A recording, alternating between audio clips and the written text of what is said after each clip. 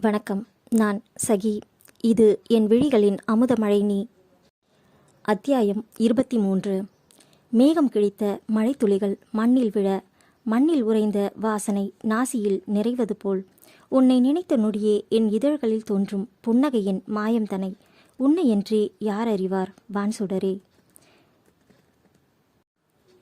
அலைபேசியின் ringtone ஒலிக்க துணிகளை மடித்து கொண்டிருந்த வியனி முகத்தில் புன்னகை தானாக தவழ்ந்தது. அந்த பாடல் சொன்னது யார் அவளை அழைத்தது என்று. எட்டி மேசை மீது இருந்த போனை எடுத்தாள். அதற்கு உயிர் கொடுத்தவள் காதில் வைத்து என்றாள். என்னடி பண்ற என்றான் ராகவ். துணி மடிச்சிட்டு இருக்கேன் என்றாள் கைவேலையை விடாமல். சரி, கிளம்பி வா, உன்னை பார்க்கணும் என்றான். ஏதாவது முக்கியமான விஷயமா என்றாள் வேண்டுமென்றே. ஆமாம், அவசரமா உன்னை கட்டிப்பிடிச்சு என அவன் ஏதோ கூறப்போக, சரி சரி போதும், தெரியாமல் கேட்டுட்டேன், நிறுத்துங்க என்றாள் புன்னகையுடன். வா என்றான். புன்னகையுடனே போனை வைத்தவள் என்ன விஷயம்னு கேட்டதுக்கு என்ன பேச்சு பேசுகிறாரு, அவன் பேசுவது எல்லாம் விளையாட்டுக்கு மட்டுமே என நன்கு அறிந்தவள் அவள். பார்வையில் கூட கண்ணியம் மீறாதவன் அவன். அன்று பள்ளி மதியத்துடன் முடிந்துவிட இவள் நேரமே வீடு வந்திருந்தாள். வீட்டில் உள்ள தனது சிறு சிறு வேலைகளை பார்த்து கொண்டிருந்தவள் அதை முடித்த பிறகு ராகவை பார்க்க செல்லலாம் என நினைத்திருந்தாள். அதற்குள் அவனை அழைத்த பின் அவளால் போகாமல் இருக்க முடியவில்லை. இருந்த வேலையை துரித கதியில் முடித்தவள் அணிந்திருந்த சல்வார் மீது ஒரு ஸ்வெட்டர் எடுத்து அணிந்து கொண்டு அரைக்கதவை பூட்டிவிட்டு கிளம்பினாள். இப்போது வியனி சைக்கிள் ஓட்டத் துவங்கி இருந்தாள். இங்கு வந்த பிறகுதான் வாங்கியது. ஏனோ இங்கு வந்ததில் இருந்து அதிகம் வியர்வை சுரக்காதது போலவே தோன்றியது.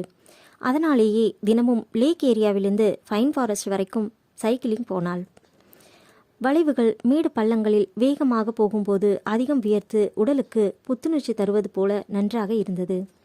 அதேபோல் பைன் மரக்காடுகளுக்குள் நுழைந்தால் ஏற்படும் அதிக குளிர்ச்சியில் உடல் சிலிர்ப்பது ஏதோ புதுவித அனுபவமாகவும் இருந்தது. அன்று பார்க்கில் ராகவை கண்டதும் பேசியதும் இப்போது சைக்கிள் பயணத்தின் போது அசை போட்டாள். அவன் சொன்ன வார்த்தைகள் உள்ளுக்குள் உற்சாக குமிழை உற்பத்தி செய்ய முகத்தில் அதை காட்டக்கூடாது என கவனமாக நின்றாள். ஆனால் அத்தனையும் வீண் என்பது போல அவன் கண்டு கொண்டான். யூ ஆர் பிளஷிங் என்றான் ரசனையுடன் அவளை பார்த்து. அப்படியா, அதெல்லாம் ஒன்றும் இல்லையே என்றாள் வேறுபுறம் பார்த்தபடி.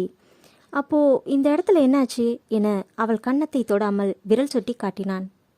சட்டென கைகளால் கன்னத்தை தேய்த்தவள், இந்த குளிர் இன்னும் ஒத்து வரல என்றாள். ஆனால் அவள் கூறிய பதிலை அவன் நம்பவில்லை என்பதும் அவன் முக பாவனையிலேயே தெரிந்து போனது. உன் பேர் என்ன என்றான் நேரடியாக. தோண்டி துருவி கேட்காமல் விட்டானே என நிம்மதி பெருமூச்சு விட்டவள், அறிமுகம் இல்லாதவங்கள இப்படிதான் ஒருமையில் பேசுவீங்களா என்றாள். தான் கேட்ட கேள்விக்கு பதில் சொல்லாமல் எதிர்கேள்வி கேட்டவளை பார்வையால் அளந்தவன், உன்னை பார்த்தா சின்ன பொண்ணாதான் தெரியுது, அண்ட் எனக்கு ஏதோ புதுசாக பார்க்குற போல இல்லை, அதனால் ஒருமை பேச்சு தானாக வந்துடுச்சு என்றான் தோள் குலுக்கி. அது உண்மைதான். அவனுக்கு அவளை பார்த்ததும் ஏனோ புதுவிதமாக ஏற்கனவே பழகியவர்கள் போன்ற உணர்வு வந்தது. இயல்பை மறைக்கும் குணம் அவனிடம் கிடையாது. அதனால் ஒருமையில் வந்த பேச்சை அப்படியே தொடர்ந்தான். ஒருவேளை இவருக்கு என்ன அடையாளம் தெரியுதோ என எண்ணினாள். ஹே, பேர் தானே கேட்டேன், ஏதோ சொத்து எழுதி கேட்டது போல யோசிக்கிற என்றான் கேமராவில் எதையோ பார்த்தபடி. வியனி என்றால் தயங்கியபடியே. நைஸ், நல்லா இருக்கு, நான் உன்னை வியோன்னு கூப்பிடுறேன். இப்போதும் அவளை பார்க்காமல் கேமராவை பார்த்தபடியே சொன்னான். இவள் பதில் ஏதும் சொல்லவில்லை. இங்கே என்ன பண்ணுற என்றான். சும்மா சுற்றி பார்க்க வந்தேன். அவளை ஒரு மார்க்கமாக பார்த்தவன், யாரோட வந்த என்றான். தனியாதான். ஏன்? நான் கேட்டது இப்போ இங்கே என்ன பண்ணுறேன்னு இல்லை, கொடைக்கானல் எதுக்கு வந்தேன்னு. இப்போதும் கேமராவை விடுத்து அவளை கூர்பார்வை பார்த்தான். இங்கே ஸ்கூலில் ஒர்க் பண்ணுறேன், டீச்சர் இல்லை, அட்மின் இல்லை என்றாள். உன்னோட நம்பர் கொடு என்றான். ஏன், எதுக்கு என்றாள் பதறியபடி. அட, விருப்பம் இருந்தால் கொடு, இல்லைனா விடு, அதுக்காக ஏன் இவ்வளவு ஷாக் ஆகிற என்றான். ஒன்றும் ப்ராப்ளம் வராதே என்றால் தயங்கியபடியே.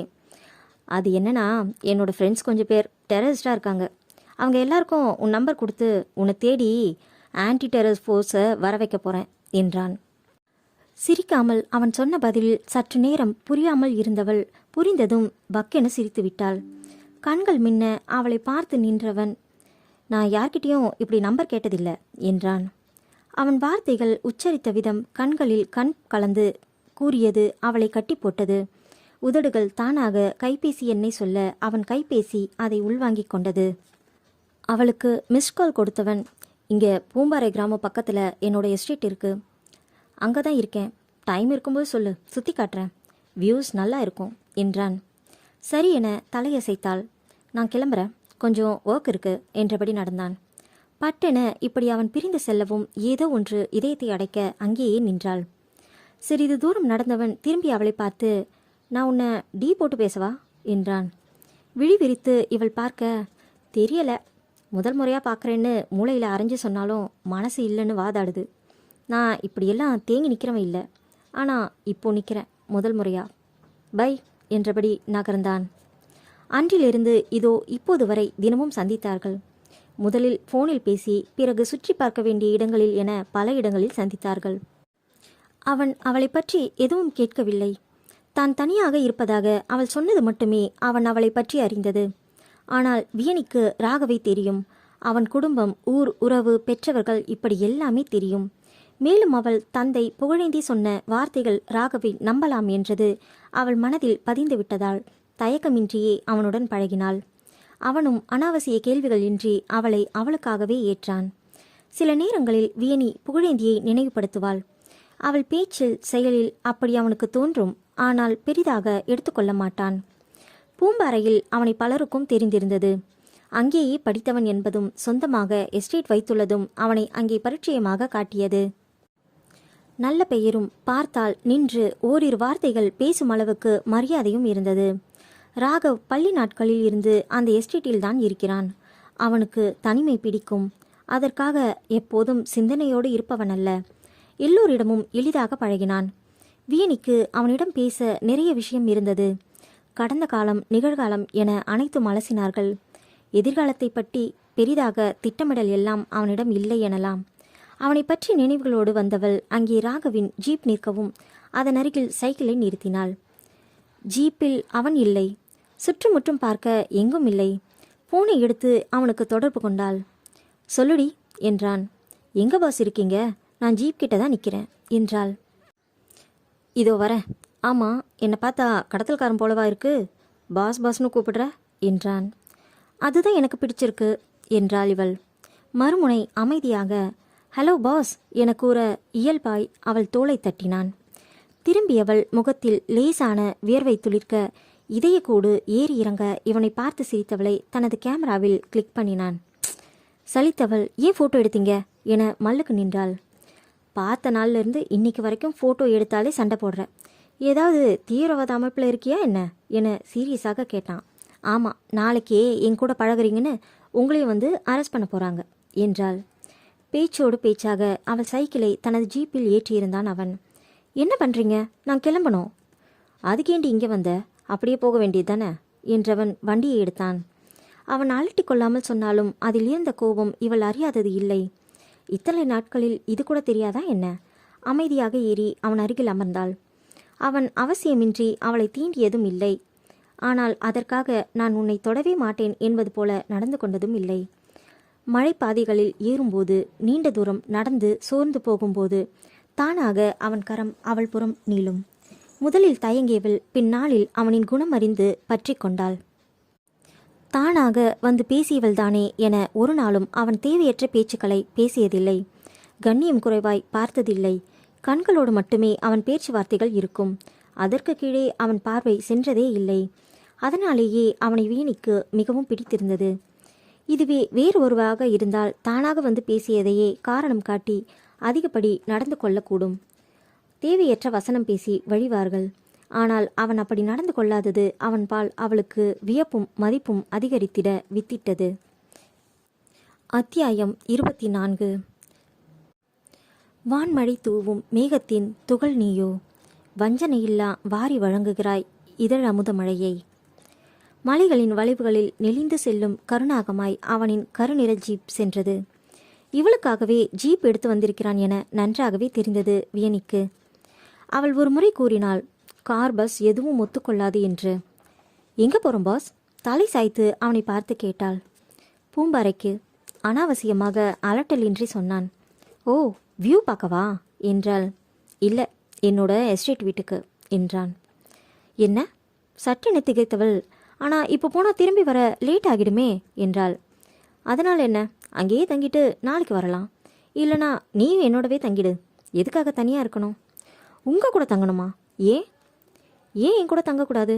அவனும் கேள்வி கேட்டான். இல்லை, எனக்கு தான் வீடு இருக்கே, நான் அங்கே தங்கிக்கிறேன் எப்போதும் போல. சரிதான், ஆனால் எனக்கு நீ வேணுமே என்றான் சாதாரணமாக. என்ன? இவள் புரியாமல் பார்த்தாள். அதற்கு மேல் அவன் பேசவில்லை. இவர் எப்பவும் இப்படி தான், அடிக்கடி ஆஃப் ஆகிடுவார். ஆனால் என்ன மீனிங்கில் சொல்கிறாரு? பாஸ், என்ன சொல்கிறீங்க? புரியலை. சொல்கிறேன் என்றதோடு சரி எதுவும் சொன்னான் இல்லை. அடுக்கடுக்காய் அமைந்திருந்த விவசாய நிலத்தை பார்வையில் கடந்தபடியே வண்டி சென்றது. பார்வைக்கு குளிர்ச்சியையும் இதத்தையும் தந்த அந்த விளைநிலங்களை பார்வையிட்டபடியே சென்றாள் வியனி. சட்டென குறுகிய வளைவுகளில் திரும்பிய வண்டி சற்று ஆள் அரவமற்ற வழித்தடத்தில் பயணித்தது. எந்தவித சலனமும் இன்றி அமைதியாக அமர்ந்து வரும் அவளை விசித்திரமாக பார்த்தான் ராகவ். என்ன பாஸ் அப்படி பார்க்குறீங்க? உனக்கு பயமே இல்லையா என்றான். கொஞ்சம் இருக்கு, ஆனால் இல்லை என்றாள். என்ன இருக்கு, என்ன இல்லை? இந்த லொக்கேஷன் பார்த்தா கொஞ்சம் பயமாக இருக்கு, ஆனால் நீங்கள் கூட இருக்கிறதால பயம் இல்லை என்றாள் தெளிவாக. சட்டென வண்டியை ஓரமாக நிறுத்தினான். அவளையே பார்த்தான். ஏன் என்ன இவ்வளவு நம்புற என்றான் ஆழமாக பார்த்து. தெரியல, வினாடி கூட யோசிக்காமல் கூறி தோள் குலுக்கினாள் அவள். ஆனால் அவளுக்குத்தான் அவனை பற்றி எல்லாமும் தெரியுமே. மீண்டும் வண்டி புறப்பட சில நிமிடங்களிலேயே ஒரு அழகிய வீடு ஒன்றினை அடைந்தார்கள். அந்த காலத்தில் ஆங்கிலேயரால் கட்டப்பட்ட வீடு அது. பிரெஞ்சு விண்டோ வைத்து அழகாக இருந்தது. அதன் வாசலில் வண்டி நிற்க இறங்கு என்பதாய் கை காட்டினான். இறங்கி வீட்டின் உள்ளே சென்றனர். வீடு சுத்தமாக இருந்தபோதும் ஆட்கள் நடமாட்டம் ஏதும் இருப்பதாக தெரியவில்லை. இது யார் வீடு பாஸ் என்றாள். ஏன், என்னோட வீடு தான். ஓ, வேற யாரெல்லாம் இருக்காங்க? இப்போதைக்கு நான் மட்டும்தான். இனி நீயும் இருக்க போற என கூறினான். அதை நீங்கள் முடிவு பண்ணால் போதுமா? நான் முடிவு பண்ணணும் என்றாள் மிடுக்காக. அவனுக்கு அது பிடித்திருந்தது. பணிந்து போகும் பெண்களை விட கேள்விகள் கேட்கும் துருதுருப்பான பெண்களையே பிடிக்கும். அதற்காக வளவளவென உளறி கொட்டினால் 10 அடி தள்ளி நின்று கொள்வான். வியனி அதிகம் பேசினாலும் தேவையானவற்றை மட்டுமே பேசுவாள். கண்களில் எப்போதும் புத்துணர்ச்சி இருக்கும். குறும்பு என்ற பெயரில் கோமாளித்தனம் செய்ய மாட்டாள். எப்போதும் வார்த்தைகளில் மட்டுமே விளையாடினாலும் கண்களில் குறும்பு எட்டி பார்க்கும். அதனாலேயே இவனுக்கு வியனியை பிடித்திருந்தது. சரி, முடிவு பண்ணிடு என்றான் விடாமல். நான் ஏன் இங்கே இருக்கணும்? ஒரு சரியான காரணம் சொல்லுங்க பார்க்கலாம். அனைத்து பொருட்களையும் பார்வையிட்டபடியே சொன்னாள். எனக்கு வேலை செய்ய என்றான் கைகளை கட்டிக்கொண்டு அவளையே பார்த்தபடி. என்ன வேலை? நீ ஒர்க் பண்ணுற ஸ்கூலில் இன்னும் கொஞ்ச நாளில் எக்ஸாம்ஸ் முடிஞ்சு லீவ் விட்டுடுவாங்க. அதனால் அந்த சமயத்தில் எனக்கு வேலை செய் என்றான். அப்படியே இருந்தாலும் உங்களுக்கு என்ன வேலை செய்ய முடியும்? உங்கள் கேமராவை வேணும்னா தொடச்சி வைக்கலாம் என சிரித்தாள். அவன் கைகளை கட்டி தலை சாய்த்து அவளை ஒரு மாதிரி பார்த்தான். என்ன பாஸ், நான் ஏதாவது தப்பாக சொல்லிட்டேனா? நீங்கள் ஃபோட்டோகிராஃபர் தானே என்றால் தயங்கியபடியே. என்றவன் உள்ளே சென்று அவனது லேப்டாப் எடுத்து வந்து டேபிளில் வைத்து கொண்டு அவளை கண்களால் அருகே வருமாறு அழைத்தான். இவளும் சென்று பக்கத்தில் அமர்ந்தாள். வியனியும் அதில் பார்வையை பதித்தாள். அது ஒரு ஸ்கிரிப்ட் ஒர்க் ஃபோல்டர். அதில் சில படக்குறிப்புகளும் கதாபாத்திரம் வடிவமைப்பு குறிப்புகளும் லொகேஷன் குறிப்புகள் என இருந்தது. அதைத் தொடர்ந்து ஒரு கதையும் இருந்தது. அது ஒரு சாமானியனின் கதை. அதில் வரும் கதாநாயகன் திரைத்துறையில் கால் பதிக்க விரும்பி போராடுகிறான். மலைசாதியினரின் வாழ்க்கை வரலாற்றை கூறும் குறும்படம் ஒன்றை முன்னோட்டமாக தயாரிக்கிறான். ஆனால் அந்த படத்திற்கு எழும் எதிர்ப்புகளும் என்ஜிஓக்களின் ஏமாற்று நாடகமும் அதைத் தொடர்ந்து அவனுக்கு எழும் சவால்களுமே கதை. காதல் ஒன்றே பிரதானமாக இல்லாமல் எளிய மக்களின் வாழ்வியலை அந்த கதையில் கூறியிருந்தான். கதைக்காக என எதுவும் திணிக்காமல் அவர்களின் இயல்பை அப்பட்டமாக எழுதியிருந்தான். நண்பர்களின் ஆதரவு, நம்பியவர்களின் துரோகம் என அனைத்தும் இருந்தது. படிக்க படிக்க அடுத்து என்ன நடக்கப் போகிறது என்ற ஆர்வத்தை தூண்டும் விதமாக இருந்தது அந்த கதை. படித்தவள் அதே தாக்கத்துடன் அவனை தேடிச் சென்றாள். வீட்டின் இடப்பக்கம் அமர்ந்திருந்த கல்மேடையில் அமர்ந்திருந்தான். கையில் பிளாக் டீ இருந்தது. மறு கையில் சிகரெட் புகைந்து கொண்டிருந்தது. இவளை கண்டதும் லேசான புன்னகையுடன் அருகிருந்த மற்றொரு டீயை காட்டினான். அவன் அருகில் அமர்ந்தவள் கையில் டீயை எடுத்துக்கொண்டு அவனை பார்த்தவாறே ஒரு மிடறு குடித்தாள். அதன் பிறகு, நீங்க டைரக்டரா என கேட்டாள். என்றவன், ஆனா இன்னும் படம் பண்ணல என்றான். அதில் அந்த வார்த்தையில் என்னவென கூற முடியாத உணர்வு இருந்தது. அவன் கூறிய விதம் அவனிடம் கழிவிறக்கம் கொள்ளச் செய்யவில்லை. மாறாக, இன்னும் பண்ணல, ஆனா நிச்சயம் பண்ணுவேன் என கூறும் உறுதி இருந்தது. அப்போ அந்த கதை என்றால் கேள்வியாக. அது ரிஜெக்ட் ஆனது என்றான் சாதாரணமாக. என்ன, ரிஜெக்ட் ஆனதா? என்னவா சொல்றீங்க என்றால் அதிர்ச்சியாக. ஹேய், ஏன் இவ்வளவு ஷாக் ஆகுற? இதெல்லாம் ஃபீல்டில் சகஜம். அந்த கதை கமர்ஷியல் கிடையாது. அதனால் இன்னும் கொஞ்சம் கமர்ஷியல் ஸ்டோரி ரெடி பண்ணணும். அதுக்கு தான் ஸ்கிரிப்ட் ஒர்க் பண்ணிகிட்டு இருக்கேன். என்னோடய அசிஸ்டண்ட் சொந்த விஷயமா ஊருக்கு போயிருக்கான். அதனால தான் நீ பண்ணுறியான்னு கேட்டேன். வியனிக்கு வியப்பாக இருந்தது. அவனுக்கு இருக்கும் வசதிக்கு அவனே படம் எடுக்கலாம். எதற்காக யாரோ ஒருவரின் தயவை நாட வேண்டும் என தோன்றியது. ஆனால் அதை அப்படியே கேட்க முடியாதே என நினைத்தாள். ஏன் பாஸ், உங்களை பார்த்தா வசதியானவங்க போல தானே இருக்கு. நீங்களே அந்த படத்தை ஏன் எடுக்கக்கூடாது? எப்படி சொல்கிற? நான் வசதியானவன்னு என சிரித்தான்.